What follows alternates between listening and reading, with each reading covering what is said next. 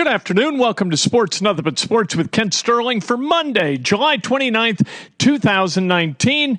Brought to you by the great people at Today's Dentistry. I'm telling you, Mike O'Neill is the best dentist there is. Give him a call. He can become your dentist today.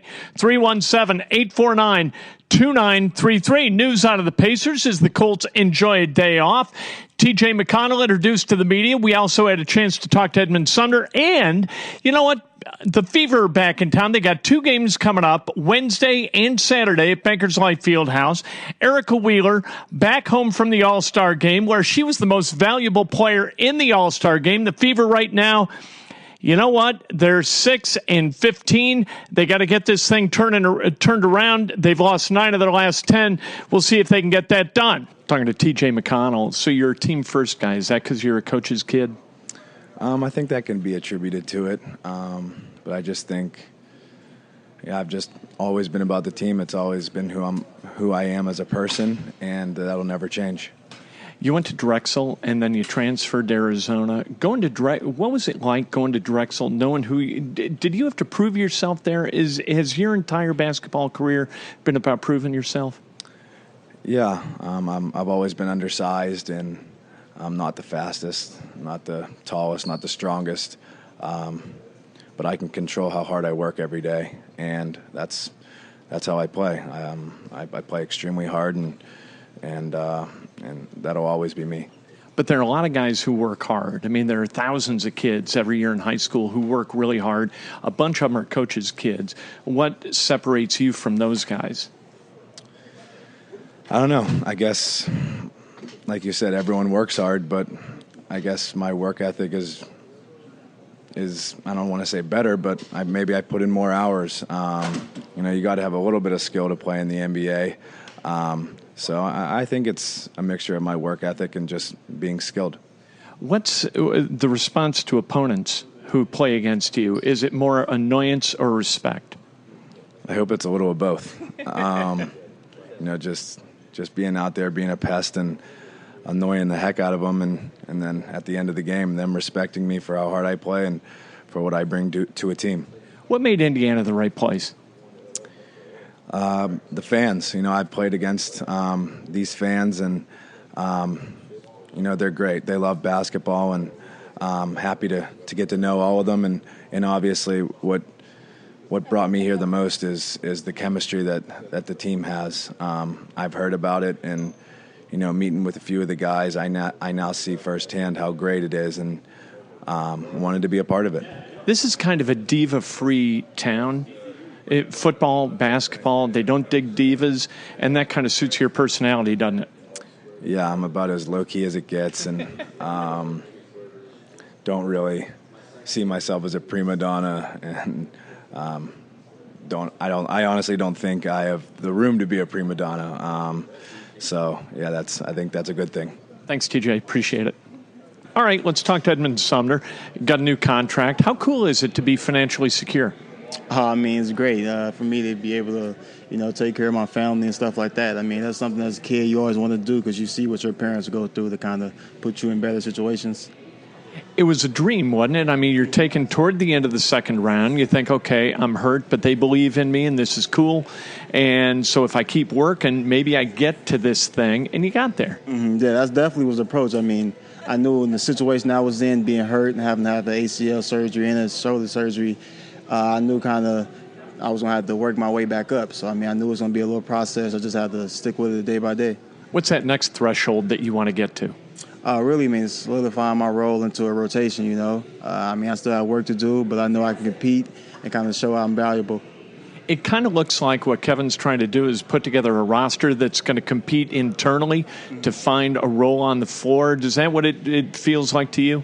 Yeah, definitely. Coach Nate already talked to even all the young guys before we left for Summer League. It's going to be a competitive training camp. And it's the guys, the old guys are kind of gone. Mm-hmm. And other than, there's one guy who was signed who's 30. Everybody else is like 23 to 27, so it's kind of on, right? No, definitely. We're definitely a lot younger this year because we want to play faster, stuff like that. So, yeah.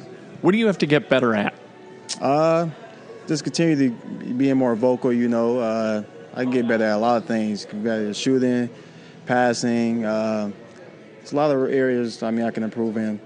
Does that come naturally, the yelling, the kind of getting vocal? No, that's not. I'm a quiet guy, so I just now, like, this year is really, I probably really coming out my shell, A lot of people notice that. I don't know how that just kind of grew on me, and, it's just more natural now for me. But, like, in Xavier, I was the super quiet guy, Didn't really say too many words, just always just got it done. Is that a matter of getting comfortable for you, being able to get noisy? Yeah, I think it's more of a comfort thing for me, too, especially where I grew up from. Just kind of want to get familiar with my surroundings and stuff like that, and kind of, I want to say, cement my legacy, like who I am and stuff like that, versus, I wasn't playing. It wasn't much I can really say. I'm on the sideline most of the practice and stuff like that, so it was just kind of different. How hard is that to be that in that role? Oh, it's tough, because especially the people who I got drafted with, you see them out there getting practice and stuff like that, getting that experience, and I have to, rehab and stuff like that. Mentally, that was tough. Thanks, Edmund. Appreciate it. And as we mentioned a little bit earlier, good news for the Indiana Fever over the weekend during the WNBA All-Star Game. Erica Wheeler went off. In the first half, she had 18 points. During the rest of the game, 7. But none more important than the three-pointer that was kind of the dagger at the end of the thing that carried her team to a victory. All right, let's talk to Erica Wheeler, the MVP of the WNBA All-Star Game. How cool is it to play basketball when you know for a fact every shot you take is going to drop? See, the thing about it, I don't know when all of them going to drop, but when you build the confidence enough and you shoot enough, you just know when they leave your hand, and that's what happened in All-Star. When it was leaving my hand, I'm like, yeah, that's good before it even hit, So that's just an amazing feeling. When you're on the court in an all-star situation like that, is it kind of like, okay, if I'm hot, I'm going to keep shooting. If I'm not hot, I'm going to defer and go to somebody else? No, you just have fun, however that may be. If shots falling, you keep shooting. If they're not, you find other ways to impact the game, whether it's passing the ball, shooting layups. That's pretty much it. Just find ways to impact the game. And it wasn't like you scored all these points and you won by a gob. You hit that 3 to give you guys a difference at the end of the game. You were terrific from start to finish. Just keeping that confidence. I kind of got cold. I think I missed like 3 or 4 threes, and I probably airballed. So to get that dagger, just set the tone and let people know that I'm confident in my shot and that I'm not afraid. You guys have 13 games left in the season. What do you want to get done? We're going to get it done. One game at a time. We got Atlanta. We're not trying to move forward to any other team. We're just going to go one game at a time, and however that may be. A lot of people have made a lot of your story undrafted free agent. You wind up being an all-star. That's kind of unbelievable. How many times were there in your life where you're like, okay, maybe, this isn't going to work out? And how hard was it to kind of overcome that? If I could count how many times I almost gave up, you wouldn't believe me. It wasn't easy. My heart was challenged a lot. I almost gave in a couple of times because it's not easy. It's so easy to give up and just, stray away from what you really want. But when you push through those tough times and you overcome that, it makes you want to chase things even more, Who is the key in helping you through it? My family. I have a crazy support system. My team, who's actually helping me out now, because everything is getting crazy. So they just want me to be present with my team, and they deal with the outside noise. But my family, my coaches, my mentors, my brother plays a major part because he also plays basketball overseas. But and losing my mom, like that's a big factor. That pushed me even more. So my mom is definitely the main motivation of why I do the things that I do. You kind of learn not to take any day for granted, right? Every day's a gift. Definitely. Some days are tougher than others. You just try to keep pushing and keep moving and stay motivated. It get rough. It get tough. Some days you may not be at your best, but you just try to keep moving in small ways. Thanks, Eric. I really appreciate it. All right, let's talk to Pokey Chatman, head coach of the Fever. How proud of you were you over the weekend? Erica Wheeler, just unbelievable. It was storybook. It was emotional. I was happy for her. And I think because we all know her story and there's so many more layers to it, and I think this may just be a peek into it for other people so they'll really get an understanding of she's such a giving person. She's not a 5-time All-Star making $1 million.